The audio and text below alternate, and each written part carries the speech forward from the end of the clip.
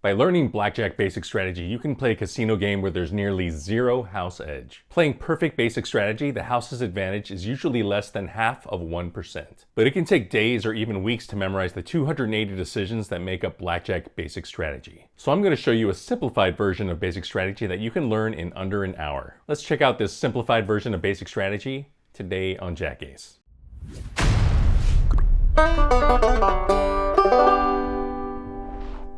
What up, donkeys? Jack Hayes here with jackace.com, where I talk about my three favorite topics: gambling, crypto, and STEM. And today I'm going to show you a simplified version of Blackjack basic strategy that you can learn in just a few minutes. This set of rules has been crafted by Michael Shackleford, aka the Wizard of Odds, and is showcased on his website. And this loose interpretation of basic strategy is over 98% effective as the full basic strategy chart. So instead of memorizing this, you can just learn this.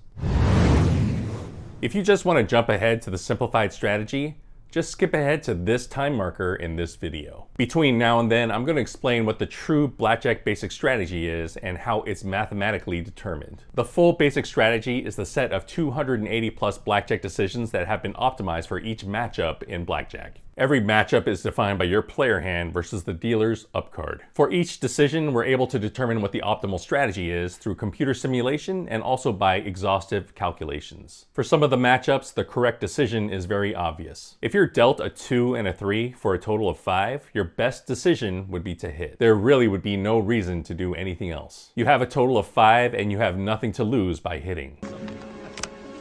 5. I'll stay. I suggest you hit, sir.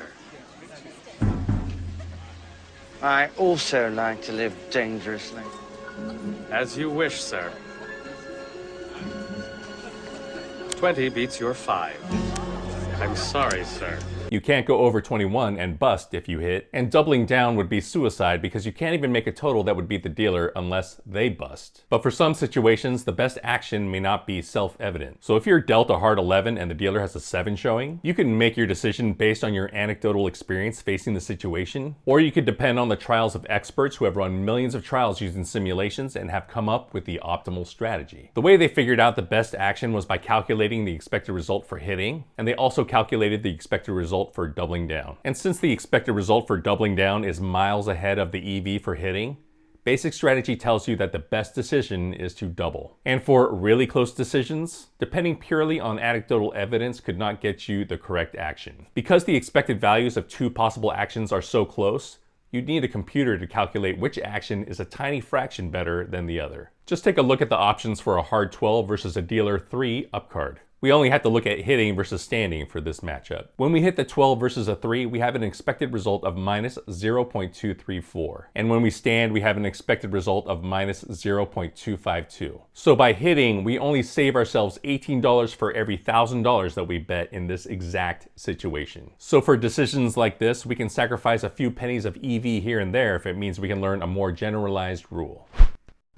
So simplified basic strategy is a watered down version of true basic strategy that foregoes a handful of decisions where the change in expected value is small. It's easier to remember to stand on all stiff hands versus a dealer small card instead of learning that there are 2 exceptions to this rule. And the frequency that you're dealt certain hands is also a huge factor. Suboptimal plays with the hard hands are a lot more costly than mistakes when you have a pair. So the value of playing the hard hands correctly is much more important than the soft hands, and even more so for the pairs. And by simplifying the decision matrix, we're able to reduce the number of things to remember from over 280 to under 20. One thing you have to come to terms with is that when you simplify the decisions, you will not always make the optimal decision. And because of this, there are a few deviations from true basic strategy that are sure to make veteran Blackjack players cringe. And cringe hard. So if you already know Blackjack basic strategy like the back of your hand, try to restrain yourself from screaming at your TV or streaming device. And just remember that we're trading off a few pennies of expected value in exchange for simplicity and ease of retention. The most important and often overlooked decision you'll make is which type of blackjack you want to play. The worst basic strategy decision you could ever make is to play what's called 6 to 5 blackjack. And no, 6-5 blackjack isn't blackjack you play at 4:54 in the afternoon. 6-5 blackjack is a version of blackjack where they simply don't pay you what your initial 2-card blackjack is worth. And if you want to see why 6-5 blackjack is such a bad deal, watch this video. But the short version of the video is that it's just a horrible rule change meant to rob unsuspecting players.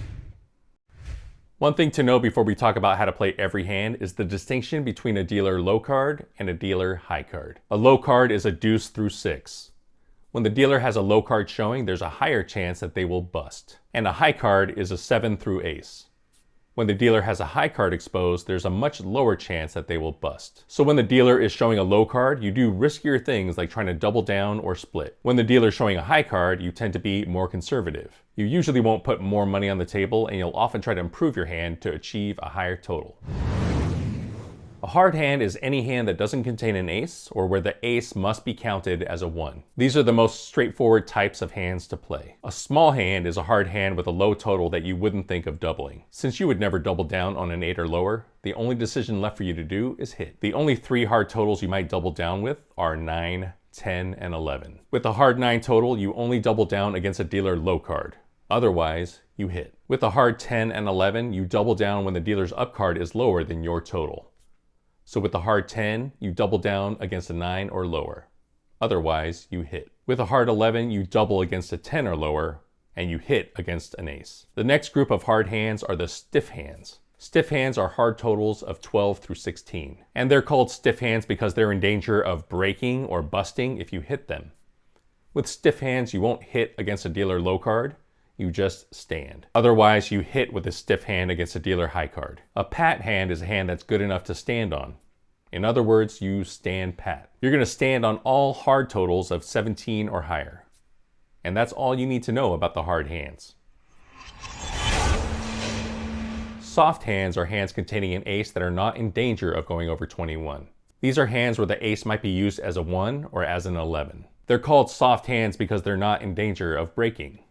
You can't break something that's soft. So for the soft hands, if you have a soft 13, 14, or 15, that's an ace deuce, ace 3, or ace 4, you're always going to hit. And if you have a soft 16, 17, or 18, that's an ace 5, ace 6, or ace 7, you're going to double if possible against low cards and just hit against all high cards. And yes, you hit the soft 18. And for the rest of the soft hands, when you have a soft 19, 20, or 21, you're always going to stand. And the last major hand group is the pairs. With pairs, you have to first decide whether you're splitting the pair or not. With simplified basic strategy, if you don't split, then you just fall back to the hard total rules. So the groupings of pairs are a little weird for simplified basic strategy. First, let's look at the dead man's hand. In poker, the dead man's hand is known as 2 pairs, aces and eights. Aces and eights is the hand that Wild Bill Hickok was rumored to be holding when he was shot in the head and killed. But anyway, when you have aces or eights in blackjack, you always split. And you always split no matter what the dealer is showing. Next, let's look at 4s, 5s, and faces, or 4s, 5s, and 10s. With these pairs, you never split. Treat them like a hard 8, hard 10, or hard 20, and hit, double, or stand accordingly. And for all the other pairs, that's the 2s, 3s, 6s, 7s, and 9s, split against low cards and revert to the hard total rules for the high cards. And one of the most important decisions you can learn is how to deal with insurance.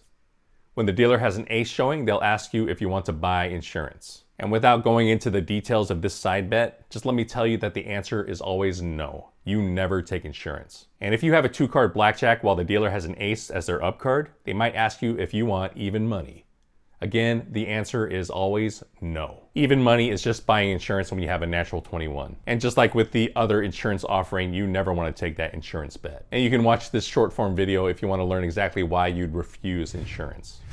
And to enhance the previously mentioned decisions, you should add the following refinements. When you have a 16 versus 10, you should surrender if possible. If you're supposed to double and you can't, you should always hit, except when you have a soft 18 or ace 7. You should stand in that situation.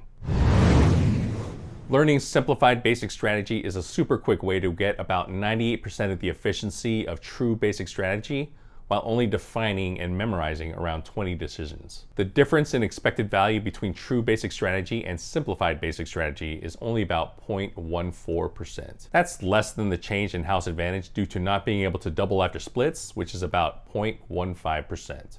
And it's only 10% of the change in house advantage when you play 6 to 5 blackjack. And when you're ready to learn full throttle basic strategy, I have a website with the full blackjack tables. I have PDFs that you can print out. I have audio flashcards on SoundCloud that you can play on shuffle, as well as video flashcards on YouTube that you can shuffle in this video subscription. I even made an Alexa skill that can quiz you on the full basic strategy charts. So watch this video to see all the ways you can learn blackjack in your sleep. So I hope you take this opportunity to learn basic strategy, whether simplified or the full Monty. By learning even the simplified version, you'll be playing better than 99% of all blackjack players worldwide. If you enjoyed this video, please take a moment to like and subscribe. Always gamble responsibly, never play 6 to 5 blackjack, and peace out, donkeys.